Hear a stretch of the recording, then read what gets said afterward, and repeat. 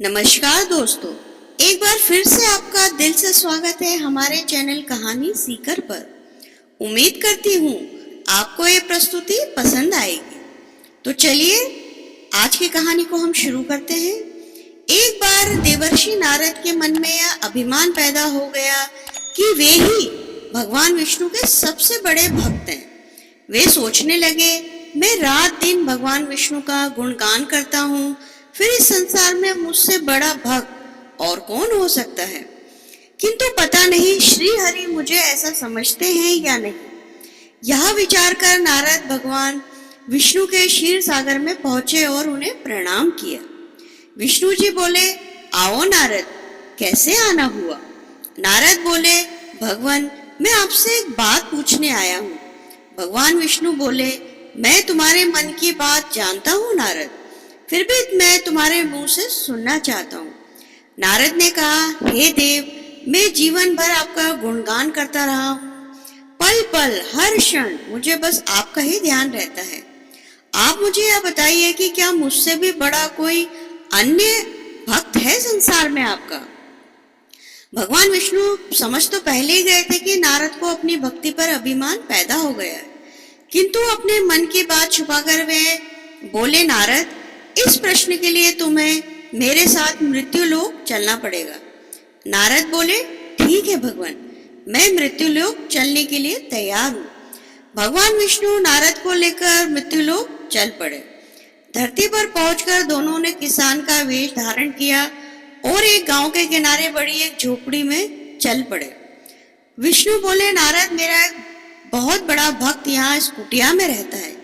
आश्चर्य है, क्या मुझसे बढ़कर भी किसी की भक्ति हो सकती है। नारद के मुंह से निकला, क्या वह भी मेरी तरह आपका ध्यान लगाए रहता है। आओ स्वयं ही जान लोगे, विष्णु जी ने कहा और उस कुटिया की ओर बढ़ गए। किसान उस समय कुटिया के बाहर अपनी गाय को बांध रहा था। उसके मुख से हरि हरि गोविंद का स्वर निकल रहा था। किसान वेशधारी विष्णु जी ने उसके निकट जाकर नारायण नारायण कहा तो किसान ने विनीत स्वर में पूछा, आप कहाँ से आए हैं भद्र, मेरे लिए कोई सेवा हो तो निसंकोच बताइए। किसान वेशधारी भगवान विष्णु ने कहा, हम नगर जा रहे हैं पर अंधेरा घिरने लगा है। वन में जंगली पशुओं का डर है, इसलिए रात का आश्रय चाहते हैं।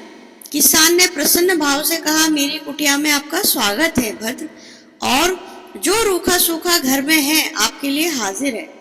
भगवान ने मुझे आप लोगों की सेवा करने का अवसर दिया, ये उनकी बड़ी कृपा हुई है। बाहर दालन में एक खटिया दोनों के लिए बिछाकर किसान अंदर गया और अपनी पत्नी से कहा, देवी, दो अतिथि आए हैं। किसान की पत्नी उस समय अपने बच्चों के लिए भोजन परोस रही थी। धीरे से आटे का बर्तन दिखाते हुए बोली, घर में बस इतना सा ही आटा है और ये बच्चे और भोजन मांग रहे हैं। किसान बोला, कोई बात नहीं, हम अतिथियों को भरपेट भोजन कराएंगे, तुम बच्चों को आज कांजी बनाकर ही पिला देना।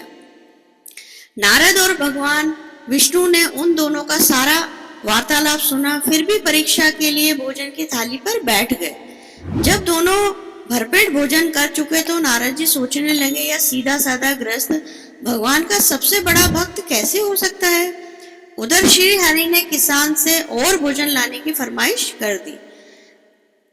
बोले, मेरा पेट अभी भरा नहीं है, क्या और भोजन मिलेगा। किसान रसोई में गया और जाकर पत्नी से पूछा, कुछ और बचा है। पत्नी बोली, बच्चों के लिए कांजी बनाइए, बस वही शेष है। विष्णु और नारद जी भी वहां भी पी गए।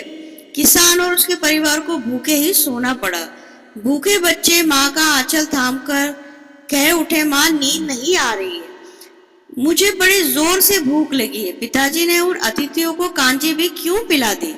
किसान ने बच्चे के सर पर हाथ फेरते हुए कहा, अतिथि को भोजन कराना स्वयं भगवान विष्णु को भोग लगाने के समान है बेटा। बाहर दालन में दोनों अतिथि अलग अलग बिस्तर पर लेटे हुए थे।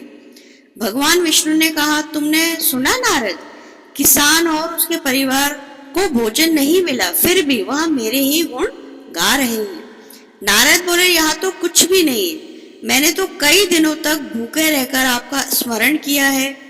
अगले दिन सुबह उन्होंने देखा किसान भगवान विष्णु की मूर्ति के सामने कह रहा था, गोविंद हरि हरि, तुम सदा मेरे मन में बसे रहो, बस मुझे कुछ और नहीं चाहिए।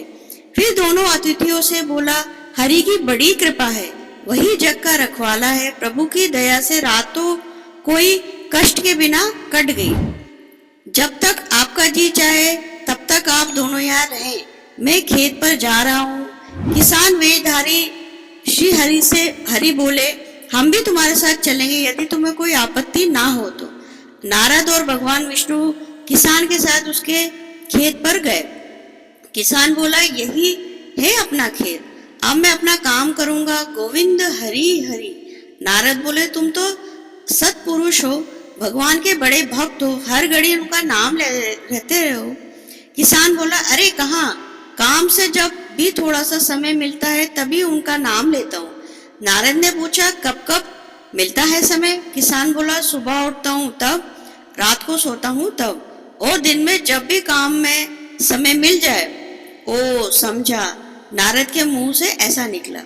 दोनों जब किसान से विदा लेकर चल पड़े तो नारद ने व्यंग्यात्मक स्वर में कहा, आपने सुना भगवान, वह सुबह शाम 2 बार ही आपका स्मरण करता है, जबकि मैं हर समय ध्यान करता हूँ, फिर भी आप उसे महान भक्त बताते हैं।